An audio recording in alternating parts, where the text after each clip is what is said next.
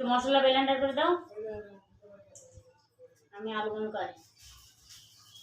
হ্যাঁ কি ব্লেন্ডার করবো? মশলা। কি মশলা? আদা আর রসুন। আর দাও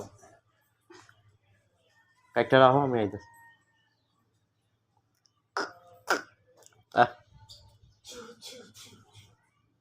এই যে মেও